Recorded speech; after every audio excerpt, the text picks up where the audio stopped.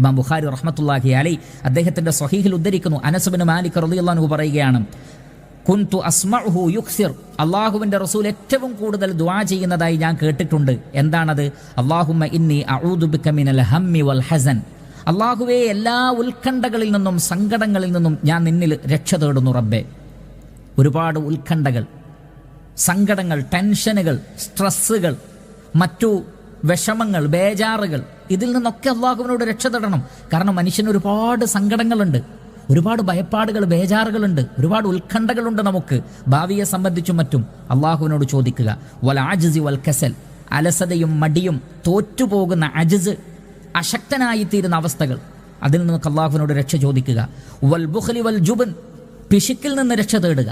വൽ ജുബ്ൻ, അതേപോലെ തന്നെ ഭീരുത്വം, ഭയപ്പാട്, അതിൽ നിന്ന് അള്ളാഹുവിനോട് രക്ഷ തേടേണ്ടതുണ്ട്. വദലഇ ദൈനി വഗലബത്തി റിജാൽ, കടങ്ങൾ കൂടി ആളുകൾ കീഴ്പ്പെടുത്തുന്ന അവസ്ഥയിൽ നിന്ന്. അപ്പോൾ കടങ്ങൾ കൂടുക എന്ന് പറഞ്ഞാൽ തന്നെ വലിയ ബേജാറാണ്, വലിയ സങ്കടമാണ്. അപ്പോൾ കടങ്ങളിൽ നിന്ന് മോചനം കിട്ടണം. അതേപോലെ തന്നെ ഭീരുത്വം എന്നതും വളരെ വലിയൊരു പ്രശ്നമാണ്. ധൈര്യശാലികളായിരിക്കണം. പിശുക്ക് പ്രശ്നമാണ്, അലസത പ്രശ്നമാണ്, തോറ്റുപോകൽ പ്രശ്നമാണ്, സങ്കടവും ഉത്കണ്ഠയും പ്രശ്നമാണ്. അള്ളാഹുവിനോട് തേടണം. അല്ലാഹുമ്മ ഇന്നി അഊദു ബിക മിനൽ ഹമ്മി വൽ ഹസൻ വൽ ആജിസി വൽ കസൽ വൽ ബുഖ്ലി വൽ ജുബ്ൻ വദലഇ ദൈനി വഗലബത്തി റിജാൽ എന്ന ദുആ പഠിച്ചുകൊണ്ട് നമ്മുടെ പ്രാർത്ഥനകളിൽ എപ്പോഴും നാം അത് ഉൾപ്പെടുത്താൻ വേണ്ടി ശ്രദ്ധിക്കേണ്ടതുണ്ട്.